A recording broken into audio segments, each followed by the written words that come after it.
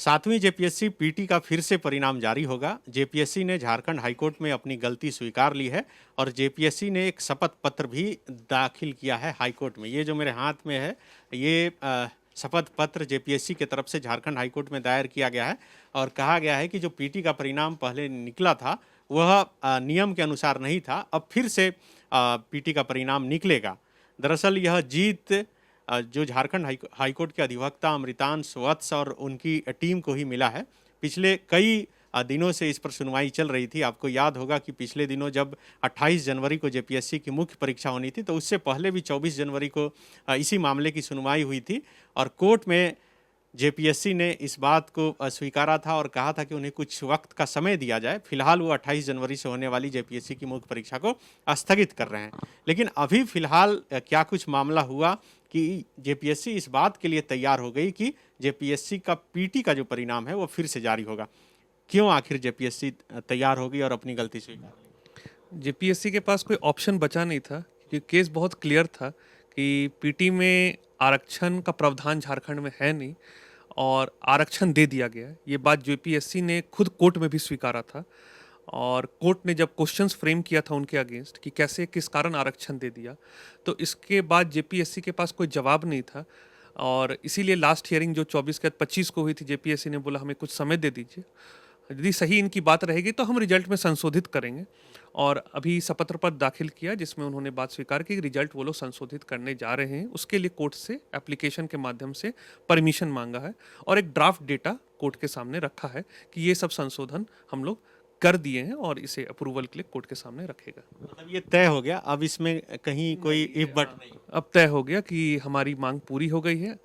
आरक्षण जो था पीटी में अब वो नहीं दिया जाएगा, जैसे नियम अनुसार सरकार में होना चाहिए सातवीं जेपीएससी उसी अनुसार चलेगी। अब अच्छा, जो ड्राफ्ट दिया गया है उसमें क्या है, थोड़ा बताइएगा कि इससे किसको फायदा हुआ, किसको नुकसान? इसमें अनरिजर्व्ड कैटेगरी के कई सारे अभ्यर्थी, क्योंकि रिजर्वेशन के कारण सबसे ज़्यादा हिट हुए थे अनरिजर्व्ड कैटेगरी के लोग, तो इस बार अनरिजर्व्ड कैटेगरी का 15 गुना रिजल्ट जारी हो रहा है। करीबन नए लिस्ट के जो ड्राफ्ट इन्होंने कोर्ट के समक्ष रखा है एफिडेविट के माध्यम से, पहले 769 लोग ही अनरिजर्व्ड कैटेगरी के लोग थे। इस बार 1551 आ गए हैं, तो करीबन 782 नए अभ्यर्थी की बढ़ोतरी हुई है। क्या लग रहा है कि सरकार या फिर आयोग चाह रही थी कि इसमें आरक्षण का नियम लागू करके जो पिछड़े तबके के लोग हैं, छात्र हैं, उनको फायदा दिया? देखिए, सरकार के पास पावर है, सरकार है, उसके पास इनॉर्मस पावर है कि वो कोई भी नियम वाली कैबिनेट के माध्यम से या विधानसभा के माध्यम से ला सकती है। सरकार चाहती तो वो ला सकती थी, लाने के बाद एग्जामिनेशन लेती, उसमें कोई समय नहीं था। लेकिन बात यहाँ पर यह था कि सरकार ही अपने नियम वाली के अनुसार विरुद्ध चल जा रही थी। एडवर्टीजमेंट में बात कुछ और लिखी हुई है, नियम वाली में बात कुछ और लिखी हुई है, एग्जामिनेशन आप किसी और तरीके से ले रहे हैं। तो कोर्ट के समक्ष हम लोग ने बस उनकी डिफॉल्ट डिफेक्ट रखी थी कि इस तरह से जेपीएससी का चलना, एक कमीशन है, एक एपेक्स बॉडी है, चलना बहुत ही संयम क्रिएट करता है, सस्पेंस क्रिएट करता है और इसके कारण अभ्यर्थी जो है, जो सिविल सर्विसेज एग्जामिनेशन की तैयारी कर रहे हैं, जिनको काफ़ी नॉलेज है कॉन्स्टिट्यूशन का, सभी तरह का अध्ययन करते हैं, वो भी काफ़ी दुखी हो जाते हैं कि हम उस जगह नौकरी करने के लिए चाह रहे हैं जहाँ सरकार खुद ही अपने नियमवाली को नहीं पालन कर पा रही है।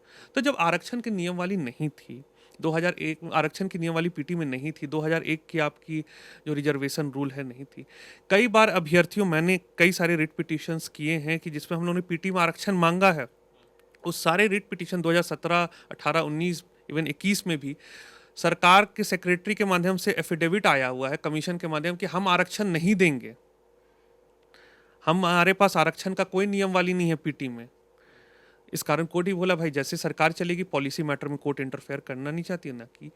और इस बार अचानक से ये हो गया कि आपके पास कोर्ट में आप सबमिट करते हैं शपथ पत्र की आरक्षण नहीं है और इस बार आप आरक्षण दे दिए। आपके पास समय था, मौका था कि आप इन बीच के दौरान आप एक नई नोटिफिकेशन के द्वारा आप आरक्षण ला सकते थे पीटी में।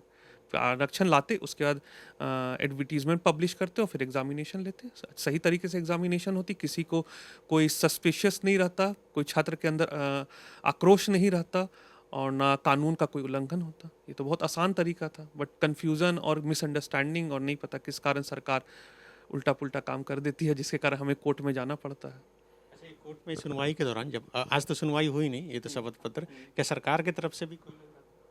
सरकार की तरफ से महाधिवक्ता रहते हैं, सीरियस मैटर से महाधिवक्ता का प्रेजेंस रहता है, और जेपीएससी के सीनियर एडवोकेट्स रहते हैं हमेशा प्रेजेंट। आज जो ये शपथ पत्र दाखिल कर दिया गया, अब तो साफ हो गया कि रिजल्ट फिर से निकलेगा।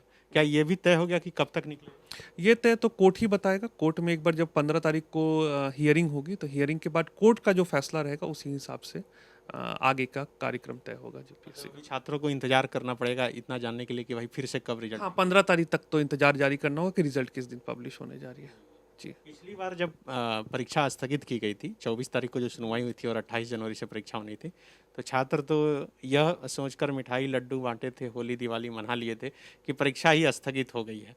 लेकिन अब लग रहा है कि जब फिर से रिजल्ट प्रकाशन करने की सूचना कोर्ट में दे रहा है जेपीएससी, तो परीक्षा तो होगा ये तय। परीक्षा तो होगा, और हमने अपने रिट पिटीशन और एलपीए में कहीं भी ये नियम मांग नहीं की थी कि परीक्षा को रद्द करो। हमारी प्रेयर स्पेसिफिक थी to publish revise result in accordance with the terms of advertisement and law applicable in the state of Jharkhand. नियम अनुसार और एडवर्टीजमेंट के अनुसार आप रिजल्ट को मॉडिफाई करके पब्लिश करिए, पुराने रिजल्ट को रद्द करिए। कोर्ट में हम ये कभी नहीं मांगे थे कि 7वीं जेपीएससी को रद्द ही कर दिया जाए, ये हमारी मांग नहीं थी, ना हमारी क्लाइंट्स की मांग थी। वो अलग अलग मामला, जो कई मामला चल रहा है उसमें अलग अलग मामला था, जिसमें अलग अलग लोग कोर्ट आए थे क्वेश्चंस पेपर्स को लेके, आंसर की को लेकर, और कई सारी चीज़ें थी। वो तो अलग मामला था, उसमें मैंने कुछ फाइल किया नहीं। आरक्षण का मामला में हमारा क्लियर स्टैंड था कि पीटी के रिजल्ट को रद्द करके फ्रेश रिवाइज मॉडिफाइड रिजल्ट की जाए और एग्जामिनेशन को भी ली जाए। हमारे क्लाइंट का यही इंस्ट्रक्शन था। आप जिस तरह से मान के चल रहे हैं कि ये आपकी जीत है, तो अभी जो 15 तारीख को सुनवाई है, ये सुनवाई और आगे चलेगी कि अब लग रहा है ये तो कोर्ट पे डिपेंड करेगा कि 15 तारीख को क्या होगा नहीं होगा, बताना बड़ा मुश्किल होता है। उस दिन के क्या हियरिंग होगा उसके बाद ही बता पाएंगे, ज़्यादा क्लियर हो पाएगा। तो बिल्कुल ये अमृतांश वत्स थे, झारखंड हाईकोर्ट के अधिवक्ता, जो बता रहे थे कि किस तरह से जेपीएससी ने अपनी गलती स्वीकार की है और हाईकोर्ट में अपने तरफ से शपथ पत्र दाखिल किया है। जो शपथ पत्र दाखिल किया है वो उसमें कोई बदलाव नहीं होता है। दरअसल इसका वैल्यू गजट नोटिफिकेशन से भी अधिक होता है। अगर जेपीएससी ने शपथ पत्र दाखिल कर दिया तो इसका मतलब जेपीएससी को अब हर हाल में इस पर स्टैंड रहना होगा, इस बात पर कायम रहना होगा कि फिर से जेपीएससी पीटी का जो है रिजल्ट प्रकाशन किया जाएगा। अब इंतजार करना होगा कि आखिर कब तक प्रकाशन होता है। शुक्रिया। TheFollowUp.in. Like, share and subscribe. www.thefollowup.in